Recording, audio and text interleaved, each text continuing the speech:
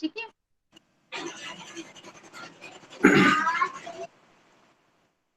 सब लोग अपना अपना माइक बंद कर लीजिएगा, अदरवाइज आप लोगों को फिर ठीक से समझ में नहीं आएगा और डिस्टर्बेंस क्रिएट होगा, ठीक है। सो लास्ट क्लास में हम लोगों ने पढ़ा था about the photoelectric effect, and this concept was given by the Albert Einstein, and we will continue the same concept, that is the photoelectric effect के आगे ही हम लोग कंटिन्यू करेंगे। and here we will discuss the dual nature of electron, okay?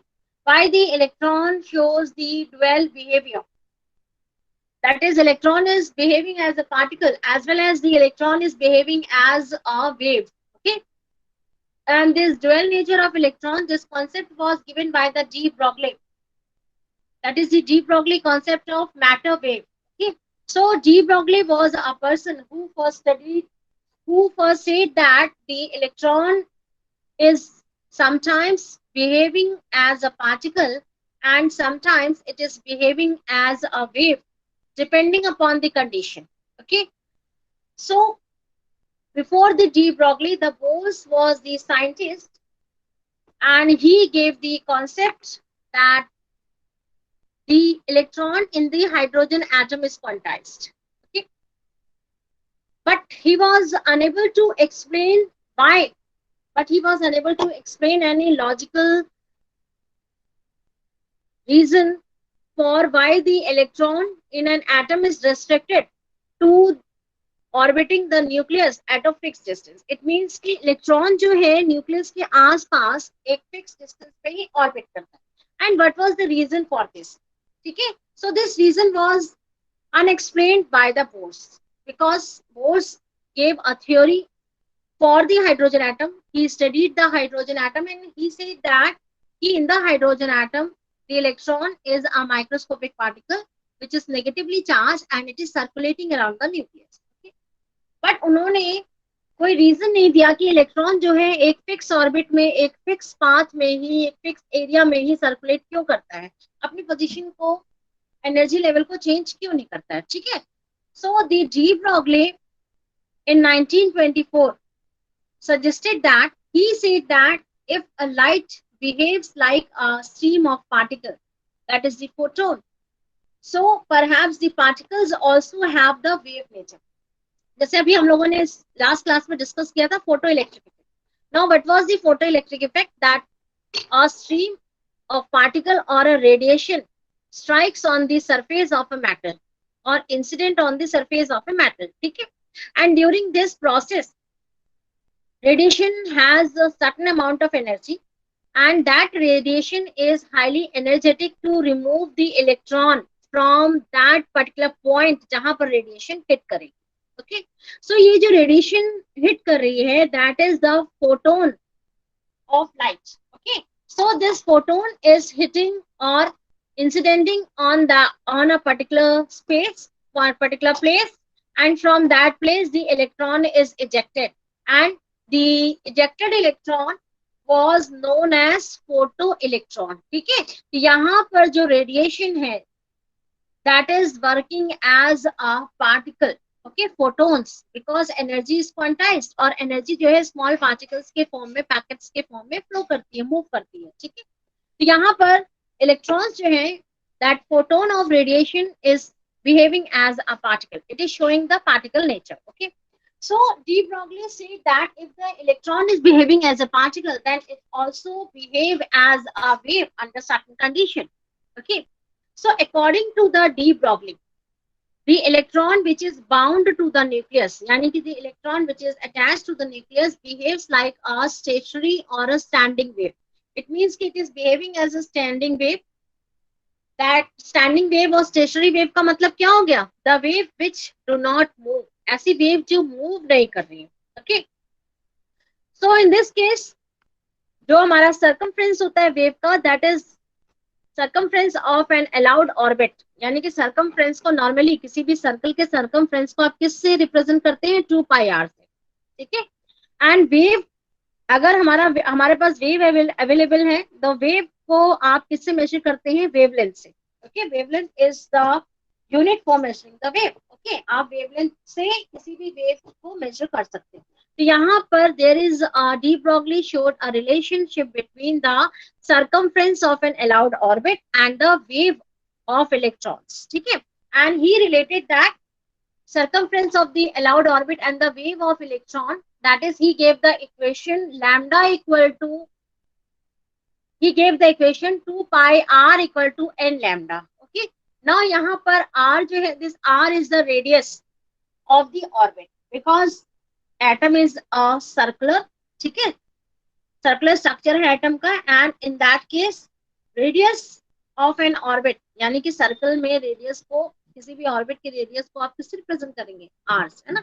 तो r is the wavelength, radius of an orbit, and lambda is the wavelength of electron wave, because यहाँ पर electron जो है it is treated as a wave.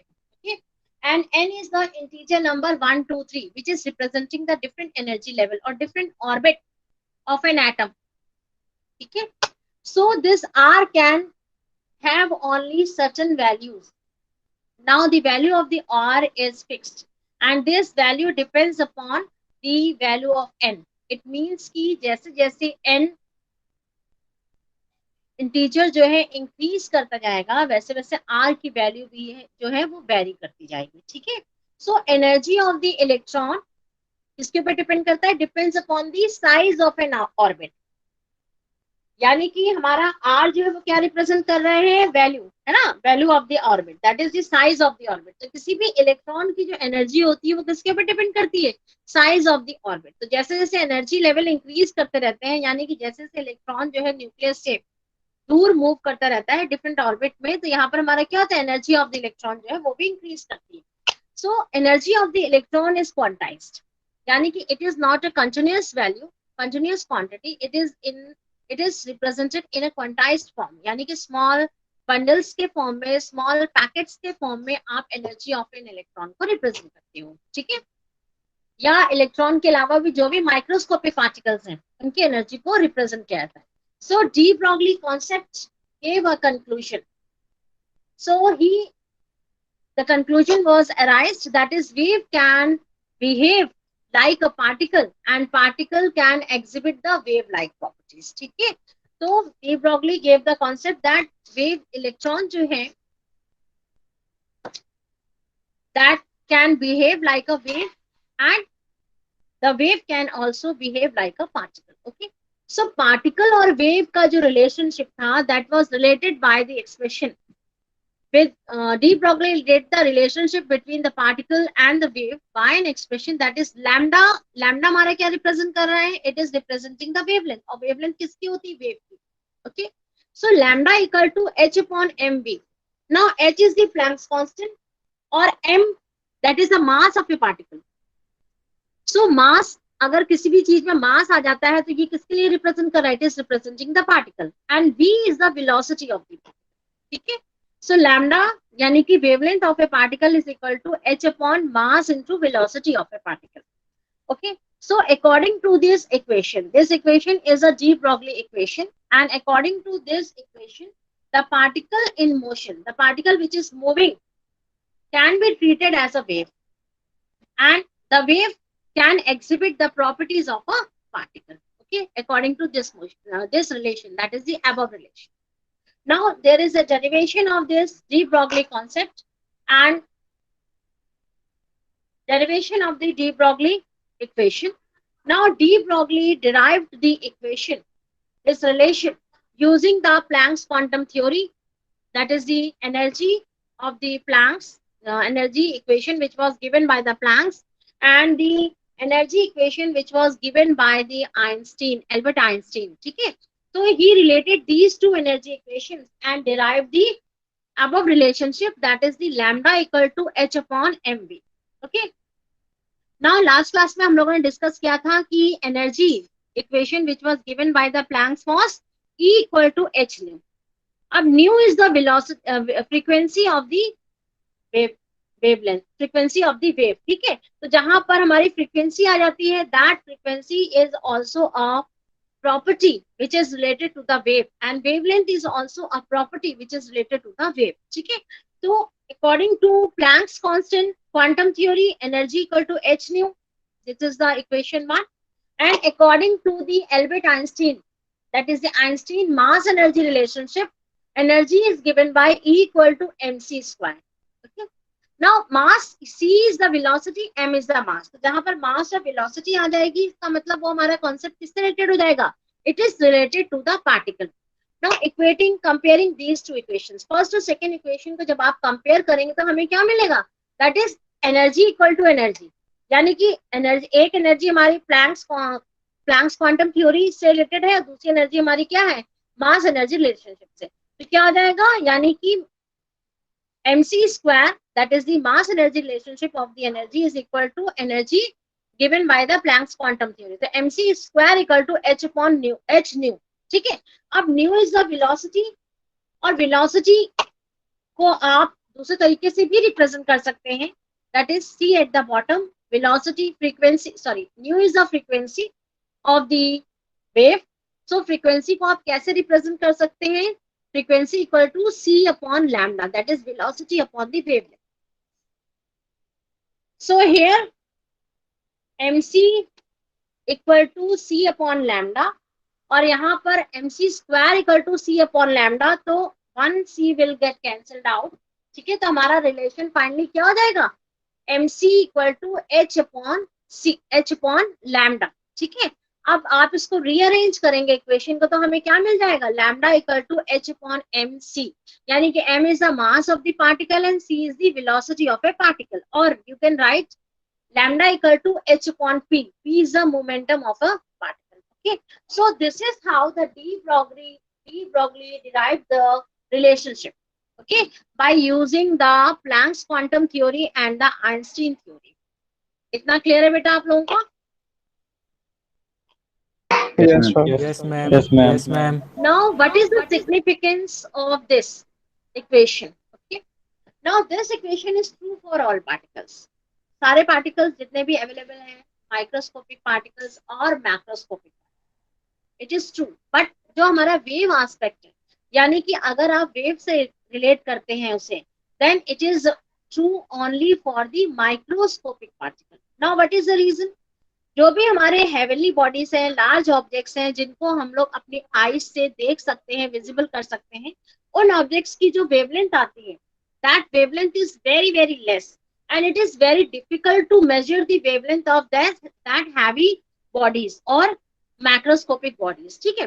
And उसी की comparison में अगर हम लोग किसी भी माइक्रोस्कोपिक पार्टिकल को मेजर करते हैं, तो उसकी जो वेवलेंथ हमारी आती है, that wavelength is very very less.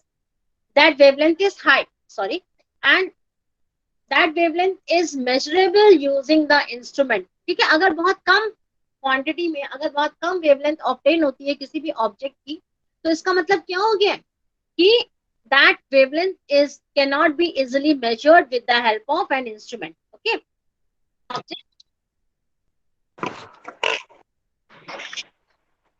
So see this two examples. That is, first for the large mass, that is we can take a cricket ball. Cricket ball is easily visible to us. आप उसको आराम से देख सकते हैं cricket ball को. ठीक है. एंड उस बॉल का जो मास है, that is around 200 grams or 0.2 kg. Now velocity of the cricket ball is 100 meter per second. Okay. Now अब ये हमारे पास velocity भी अवेलेबल है एंड हमारे पास मास भी अवेलेबल है क्रिकेट बॉल का. So using this velocity and the mass, हम लोग wavelength को calculate करेंगे. Now, after putting these values in the equation, that is the lambda equal to h upon mc और mv, तो हमें क्या मिल जाएगा? h की वैल्यू हमारी कितनी है प्लैंक्स कांस्टेंट की? 6.625 into 10 to the power minus 34 kg meter square per second. Mass of the ball कितनी है? 0.2 kg. Okay. Into 100 meter per second. This is the velocity of a ball. And after calculating these values, हमें क्या मिलेगा? 3.3125 into 10 to the power minus 35 meter. ठीक है. So ये जो हमारा minus 35 है, this is showing a very less quantity, less value of wavelength. ठीक है. So wavelength जो है, this less amount of wavelength is not measurable by any instrument. कोई भी ऐसा इंस्ट्रूमेंट अभी तक इन्वेंट नहीं हुआ है सकते कि इतनी स्मॉल अमाउंट ऑफ वेवलेंथ को मेजर किया जा सके, ठीक है। So this particular relationship is not applicable for the large objects. Okay. Now, second example, if we take a very small object, that is the microscopic object, और उसकी velocity को आप wavelength को आप measure कर रहे हैं, and here the mass of the object is, for example, we have taken the electron. तो electron mass हमारा कितना हो जाएगा 9.11 into 10 to the power minus 31 kg. सो आप इमेजिन कर सकते हैं कि इलेक्ट्रॉन का मास कितना कम है, ठीक है, and velocity equal to 6 into 10 to the power 6 metre per second. This is the velocity of the electron. Okay. So जिस देखिए कभी कोई भी ऑब्जेक्ट जैसे आप देखते हैं तो जो ऑब्जेक्ट जितना बल्की होगा, जितना ज्यादा हैवी होगा, उसकी स्पीड उतनी ही कम होती है. ओके. सेम कॉन्सेप्ट यहाँ पर भी यूज हो रहा है. दैट इज क्रिकेट बॉल है और इलेक्ट्रॉन है. जब आप दोनों को कंपेयर करेंगे, so weight of the cricket ball, mass of the cricket ball is very high, and here the mass of the electron is very less. Okay. So यहाँ पर जब मास ज्यादा है तो वेलोसिटी क्या हो जाएगी क्रिकेट बॉल की, that is less in comparison to the electron. And electron की जो वेलोसिटी है वो क्रिकेट बॉल के कंपैरिजन में बहुत ज्यादा हो जाएगी, ठीक है, बहुत ज्यादा है. तो यहाँ पर आप वेवलेंथ कैलकुलेट करेंगे, and after calculating the wavelength हमें क्या मिल रहा है, the wavelength is 1.21 into 10 to the power 10 meter. This is the wavelength. And cricket ball के comparison में ये wavelength जो है it is quite high. cricket ball की वो कितनी आ रही थी, it is around 3125 into 10 to the power minus 34 meter. ठीक है. और यहाँ पर जो wavelength आ रही है इलेक्ट्रॉन की, that is around 1.21 into 10 to the power minus 10 meter. So this wavelength is very very less, and this wavelength is easily measurable. That is, इसको हम लोग किसी भी इंस्ट्रूमेंट के थ्रू इजिली मेजर कर सकते हैं. ओके. सो कहने का मतलब है कि जो हमारा डी ब्रॉगली इक्वेशन है, this de Broglie concept is showing the significance in case of microscopic particles, and it is not having any significance for the large bodies, that is the macroscopic particles, जिसको हम लोग everyday life में easily देखते हैं. ठीक है, इतना clear है आप लोगों का. Now next is the verification of dual nature of electron. There are certain experiments which verifies the dual nature of electron. Okay, so in the verification of dual nature of electron, the two experiments were conducted which confirms the particle nature of the electron and the wave nature of the electron. Now first experiment is showing the particle nature of an electron. Now for this experiment, suppose when a beam of light is a photon, now this light strikes a fluorescent screen. There is a fluorescent screen, that is a screen made up of zinc sulfide. And fluorescent, what do you mean by the term fluorescent? Anyone? Ma'am, it is a type of material in which any light particle strikes, it glows. Yes, it is the material which is glowing by absorbing the energy. Okay, absorbing the energy. तो यहाँ पर energy हमारी क्या है? That energy is in the form of radiation. So when a beam of light, that is the photon of light, strikes the fluorescent screen, here the zinc sulfide is taken as a fluorescent screen, then scintillation or spot of light is produced. यानी कि जिस particular point पे photon hit करेगा, है ना, light energy hit करेगी, strike करेगी, उस point से ही scintillation या shiny property, चमक जो होती है light की, वो produce होगी. ठीक है. So ये जो हमारा स्ट्राइकिंग इलेक्ट्रॉन है, this striking electron produces a single scintillation. यानी कि कहने का मतलब है कि जिस पर्टिकुलर पॉइंट पे लाइट हिट कर रही है वहीं से सेंटिलेशन या स्पॉट ऑफ लाइट जनरेट हो रही है. सो दिस रिएक्शन, ये जो हमारा पूरा प्रोसेस है, this process is localised. For example, if you are using bow and arrow, जैसे आप या शूट करते हैं, शूटिंग के प्रोसेस में क्या होता है, you are using a gun and there is a target, और उस टारगेट को आपको हिट करना है. ठीक है. सो जो बुलेट है, and if you are properly targeting that particular object, तो हमारा क्या हो जाएगा, बुलेट जो है उसी पर्टिकुलर पॉइंट पे हिट करेगी जहां हमारा टारगेट है, और उस दैट पर्टिकुलर पॉइंट, किसी को भी हमें डैमेज करना है या जो भी ऑब्जेक्ट है, तो that particular point gate damage. ठीक है, तो ये जो हमारा बुलेट जो है जिस पॉइंट पे हिट करेगी वहीं पर हमारा ऑब्जेक्ट जो है डैमेज हो जाएगा। तो ये हमें क्या शो कर रहा है, that is this is showing that कि this whole process is localised. Localise का मतलब क्या हो गया कि एक particular area, there is a particular location जहां पर ये प्रोसेस हमारा परफॉर्म हो रहा है। तो in the same way here also, when the photon of light, that is a beam of electron, hits a particular point, that then from that point the spot of light is generated। ठीक है, produce हो रही है। तो ये जो हमारा process है, ये प्रोसेस क्या शो कर रहा है, it is showing that the electron is behaving like a particle, it has a particle nature. Okay, इतना क्लियर है तुम लोगों का? Yes, now ma'am. Okay, now next is the experiment for the wave nature of electron. Now this experiment was done by the two persons, that is the Davison and German, in 1927। ठीक है, now they proved the wave nature of the electron। See in the diagram there is a filament and this heated filament producing the electrons। ठीक है, and these produced electron or a beam of light is passing through a narrow slit। Okay, and after passing through a narrow slit, these electrons or a beam of light is passed through a charged electric field। Now why this charged electric field is used? This charged electric field increases the speed of the light, speed of the electron or a beam of electron, okay, which is passing through। And after this high speed beam of photons or electron hits the nickel crystal, and after hitting that nickel crystal there is a screen, and on that screen a diffracted rings are produced।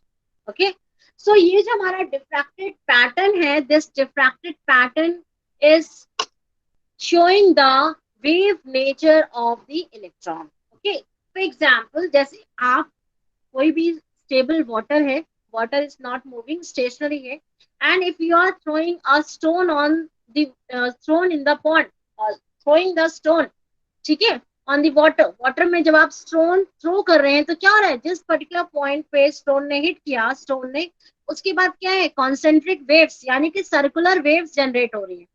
Okay, तो ये जो circular waves हैं, this circular, जो circular motion पे हमें जो appearance आ रहा है वाटर का, ये हमें क्या शो कर रहा है, this is showing the wave nature of the electron. Okay, so यहाँ पर डिफ्रैक्टेड रिंग्स आ रही है, यानी कि dark and light circle rings produce हो रही हैं, and this diffracted pattern shows the wave behaviour of the electron. तो जहां पर डिफ्रैक्टेड पैटर्न आएगा उसका मतलब क्या है, that particular object is behaving as a wave. Okay, so this beam of electron is diffracted by a nickel crystal at a angle which was predicted by the Bragg's equation। Bragg's equation is a equation that is n lambda equal to 2d sine theta, and with the help of this Bragg's equation the crystal pattern is find out, यानी कि जो भी object है, जो solid है, उसका कैसा pattern है। ठीक है, सो ये जो हमारी experiment hai, which was conducted by the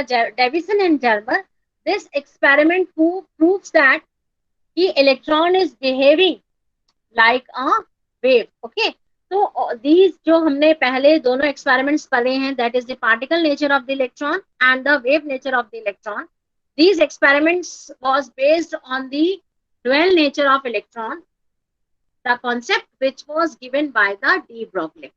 okay, is that clear to you all? Ma'am, in Davison Germer experiment, what's the purpose of nickel crystal? Now the purpose of the nickel crystal is to produce the, यहाँ जो electron जो है which is hitting on the, भाई हमें कोई object चाहिए कि जिससे हमारा इलेक्ट्रॉन जो है हिट करके डिफ्रैक्ट हो, है ना, अपनी पोजीशन से डिफ्रैक्ट हो और डिफ्रैक्शन पैटर्न प्रोड्यूस करे। ओके, क्लियर है? Yes, ma'am. Now next is the Heisenberg uncertainty principle, and the concept of the Heisenberg uncertainty principle is based upon the de Broglie equation. Okay, so this Heisenberg uncertainty principle is also for the small microscopic particle. It is not for the macroscopic particles. ठीक है, देखिए जो भी wave property, जैसे मैंने पहले भी बताया था कि जो लार्ज ऑब्जेक्ट्स होते हैं, लार्ज ऑब्जेक्ट्स मूव करते हैं, वेव नेचर भी शो करेंगे, बट उनका जो वेव का जो पैटर्न होता है उतना स्मॉल होता है, वेवलेंथ इतनी स्मॉल होती है कि आप उसको मेजर नहीं कर सकते हैं। ठीक है, सो जिस चीज को आप मेजर नहीं कर सकते हैं तो हमारा ऑब्जेक्ट जो कॉन्सेप्ट होता है that become useless for that particular object. Okay, now Heisenberg, according to this Heisenberg uncertainty principles, जो हमारे लार्ज ऑब्जेक्ट्स होते हैं, दैट लार्ज ऑब्जेक्ट्स और द मैक्रोस्कोपिक पार्टिकल्स को आप इजिली उसकी पोजीशन को और उसकी वेलोसिटी को इजिली फाइंड आउट कर सकते हैं, राइट? जैसे हम ही लोग ह्यूमन बींग्स हैं, आप इजिली आप फाइंड आउट कर सकते हैं कि वेयर इज वो जो पर्टिकुलर पर्सन है वो कहाँ पर है और उसकी स्पीड कितनी है। या मूविंग कार है ना, car is a macroscopic object, बड़ा ऑब्जेक्ट है, लार्ज बॉडी है, उसकी वेलोसिटी को भी आप फाइंड आउट कर सकते हैं, उसकी स्पीड को भी फाइंड आउट कर सकते हैं, स्पीड के साथ साथ उसकी लोकेशन को भी आप फाइंड आउट कर सकते हैं कि इस पर्टिकुलर टाइम पे हमारा जो ऑब्जेक्ट है या कार जो है वो कहाँ होगा, कहाँ होगी, सॉरी। ठीक है, नाउ बट जो हमारे स्मॉल पार्टिकल्स होते हैं जैसे इलेक्ट्रॉन्स हैं जिनको आप अपनी आंखों से देख नहीं सकते हैं, for that electron small particles, उनकी पोजीशन को और उनकी वेलोसिटी को एक साथ हम लोग फाइंड आउट नहीं कर सकते। ठीक है, this was the concept given by the Heisenberg. So Werner Heisenberg in 1927 gives a principle that is known as Heisenberg's uncertainty principle. Okay, uncertainty means there is not certainty, there is not confirmation कि object जो है उसकी आप velocity और speed को एक, इसकी position और वेलोसिटी को आप एक साथ फाइंड आउट कर सकते हैं। ठीक है, तो according to the Heisenberg's uncertainty principle, that it is totally impossible to find out both the movement and the position of a object simultaneously with perfect accuracy। यानी कि exactly आप किसी भी ऑब्जेक्ट की पोजीशन को और उसकी वेलोसिटी को एक साथ नहीं बता सकते हैं। ठीक है, ये ऑब्जेक्ट जो है किसके लिए है, this object word is used for the microscopic particles, यानी कि बहुत ही स्मॉल साइज के जो पार्टिकल्स हैं which are not visible by the eyes. Okay, आप नॉर्मली आप उनको देख नहीं सकते हैं और उनको देखने के लिए हमें स्पेशल इंस्ट्रूमेंट की जरूरत पड़ती है, that is the microscope, electron microscope की जरूरत पड़ती है। So we cannot visible this object through the eyes. Okay, this was the concept given by the Werner Heisenberg, and this concept was the direct consequence of the dual nature of electron, that is the matter and the radiation. That is, electron is behaving as a particle and electron is behaving as a wave. Okay, so this was the concept. So exact जो हमारी position होती है, यानी कि जो microscopic particles होते हैं उनकी पोजीशन और वेलोसिटी को आप एक साथ एक्यूरेटली मेजर नहीं कर सकते। So this is the uncertainty principle. Okay, and according to this principle, what is the statement that was given by the Heisenberg, that given an object, the error in the position of the object, that is object कितना भी small हो multiplied by the error in the position of the velocity. Okay, object कितना ही large हो या small हो, that must always be greater then or equal to the Planck's constant divided by 4 pi. ठीक है, so this concept, this is the statement which was given by the Heisenberg, and mathematically आप इसको कैसे represent करते हैं, see on the screen, that is error in the position is represented by delta x. Delta is representing the small change in the position. Okay, and error in the momentum, that is represented by delta p, is always greater than and equal to h upon 4 pi. h is the Planck's constant and 4 pi. Okay, और आप इसको कैसे, p को आप कैसे represent कर सकते हैं, delta x into m delta we, यानी कि कोई भी ऑब्जेक्ट होगा उसका मास तो कांस्टेंट रहेगा, ठीक है, there is no change in the mass but there is change in the velocity, इसलिए हमने वेलोसिटी के साथ क्या लिखा हुआ है, delta we.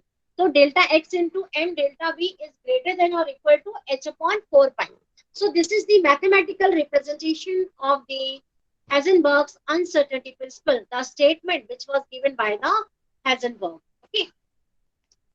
Now, why there is a very difficulty in measuring all these delta x and delta v? That is, अगर x बहुत small है, यानी कि पोजीशन ऑफ ए पार्टिकल को आप मेजर कर रहे हैं एक्यूरेटली, तो वहां पर डेल्टा p जो होगा, डेल्टा p हमारा क्या है, that is the momentum, is very large. That is uncertainty in the momentum. Okay. Now why? Just so for example, there is a photon of electron. See in this diagram. This is the at the bottom there is a photon of electron. That electron incident on the path, incident on a particle, microscopic particle. For example, electron. ठीक है, तो electron जो है, it is circulating around the nucleus in a circular path. ठीक है, तो nucleus जो electron जो है उसका जो रास्ता है उसका पाथ क्या है, सर्कुलर है. So it is shown in the diagram, that is original path of the electron and one incident, that photon of light is incidenting or striking the electron, and after striking the electron the reflected photon is seen through the microscope. ठीक है, तो sorry,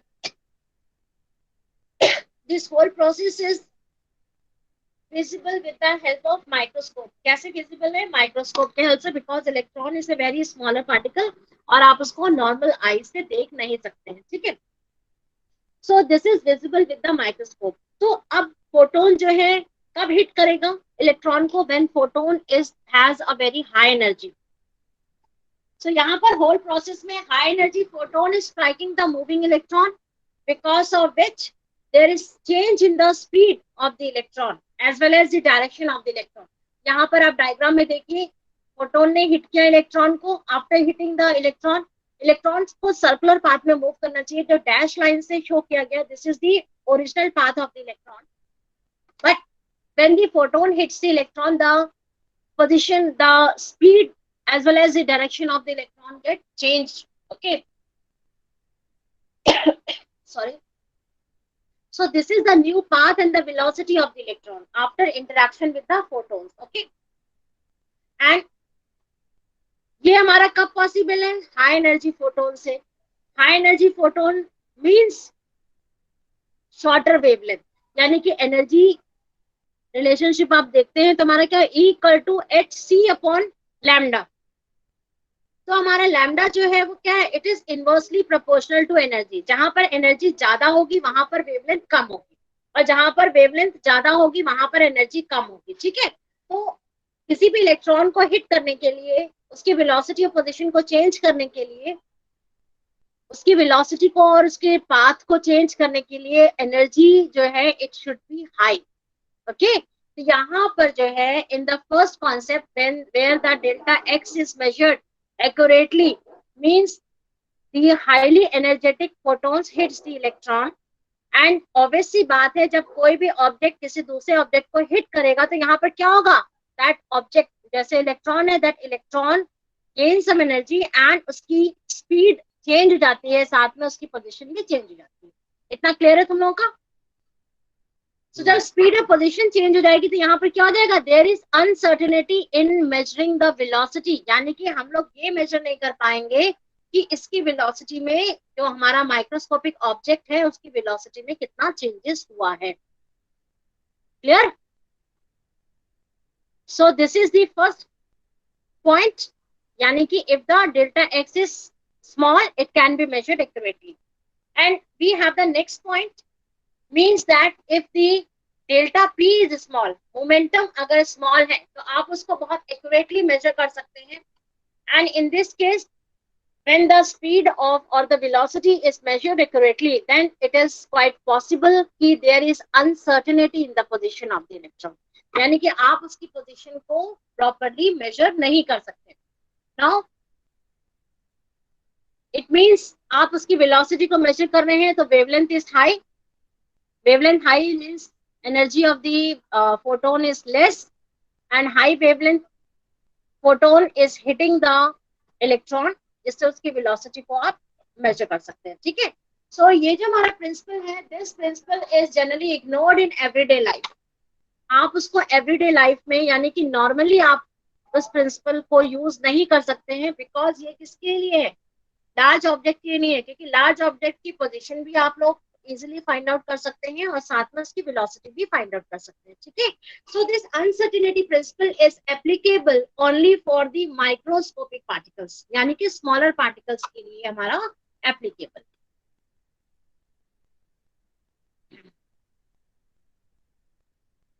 clear है इतना आप लोगों का बेटा? Yes, ma'am. Now uncertainty principle is totally ignored in everyday life and it is applicable only for the microscopic particles. Now, why electron cannot exist in the nucleus? Based upon the uncertainty principle, electron जो है ये हम लोग को पता है electron nucleus के अंदर कभी भी एग्जिस्ट नहीं करते. It is always present outside the nucleus and nucleus contains the proton, positively charged protons and neutral neutrons. Okay. Now, what is the reason? If the electron exists in the, अगर electron nucleus के अंदर present होगा तो यहाँ पर क्या हो जाएगा, then uncertainty in the position is given by the radius of the nucleus. यानी कि इलेक्ट्रॉन के अंदर न्यूक्लियस है तो न्यूक्लियस की जो पोजीशन है आप उसको इलेक्ट्रॉन जो हमारा रेडियस है न्यूक्लियस से उसको आप रिप्रेजेंट कर सकते हैं, ठीक है। तो radius of the nucleus is equal to 10 to the power -14 metre. So अगर आप इस वैल्यूज को यहाँ पुट कर रहे हैं, that is delta x into m delta v is greater than or equal to h upon 4 pi, and if you are calculating the velocity of the electron, क्योंकि radius से हमें क्या पता चल रहा है, उसकी पोजीशन पता चल रही है, सो पोजीशन की जगह पे आप रेडियस की वैल्यू पुट कर सकते हैं, तो हमारा क्या हो जाएगा, delta v is greater than और equal to h upon 4 pi m delta x. So हमें पाई की वैल्यू हमें पता है, मास ऑफ द इलेक्ट्रॉन हमें पता है 9.1 into 10⁻³ kg, एंड x की वैल्यू भी पता है क्योंकि हम लोग क्या यहाँ पर फाइंड आउट करेंगे, अगर इलेक्ट्रॉन जो है रेडियस के अंदर होगा तो x की वैल्यू क्या हो जाएगी, value of the nucleus radius. Okay, तो it is 10 to the power -14. So जब आप इस वैल्यू को कैलकुलेट करेंगे टोटल तो हमें क्या मिलेगा, वेलोसिटी ऑफ द इलेक्ट्रॉन कितनी आ जाएगी, 6 into 10 to the power 9 metre per second. And this velocity is greater than, this value is greater than the velocity of the light. So velocity of the light कितनी है, 3 into 10 to the power 8 metre per second. Okay, सो कभी भी किसी भी object की, अभी तक हम लोगों को क्या पता है कि किसी भी ऑब्जेक्ट की वेलोसिटी जो होती है it is not greater than the velocity of the light. Okay, so this concept proves that कि electron does not exist inside the nucleus, it is always present outside the nucleus, ठीक है। तो इस concept से हमें क्या पता चला कि इलेक्ट्रॉन जो है न्यूक्लियस के बाहर ही होता है, प्रेजेंट रहता है, it is circulating around the nucleus. Okay,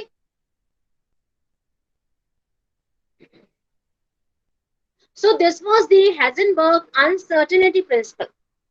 now after the Heisenberg uncertainty principle there is जो हमारा, जैसे मैंने पहले भी बताया था कि एटॉमिक स्ट्रक्चर की जो थ्योरी है उसको आप 2 पार्ट्स में डिवाइड कर सकते हैं, classical theory and the wave mechanical theory. Okay, so in the classical theory जितने भी पार्टिकल्स के इन्वेंशंस हुए हैं and the different peoples who invented the different sub atomic particles, sub atomic particles का मतलब क्या हो गया, the particles which are present inside the atom. Okay, so all the sub atomic particles का invention, discovery, ये हमारी कहाँ किस पार्ट में आती है, classical theory of the atomic structure. ठीक है. Now in the wave mechanical theory there is a classical mechanics.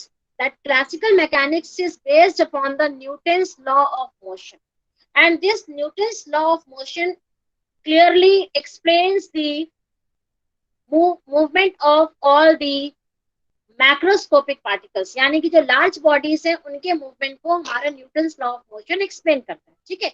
But this Newton's law of motion is remaining unexplained. Okay, he was totally, this law was totally unexplained. This law was not able to explain the motion of the microscopic particles, यानी कि small particles के movement को explain नहीं कर पाए Newton's law of motion. Okay, and Erwin Schrödinger was a person who developed the quantum mechanics, that is the wave mechanics, on the basis of the de Broglie concept and Heisenberg's uncertainty principle. Okay, and with the help of these wave quantum mechanics, he was totally able to explain the exact position of the electron inside the atom.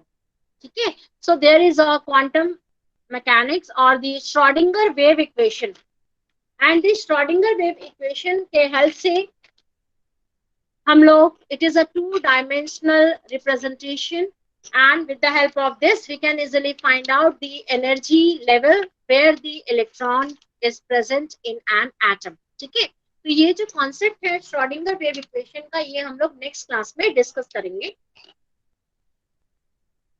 And along with the Schrödinger wave equation, next class में बेटा आप लोग quantum numbers भी पढ़ के आइएगा, because Schrödinger wave equation जो है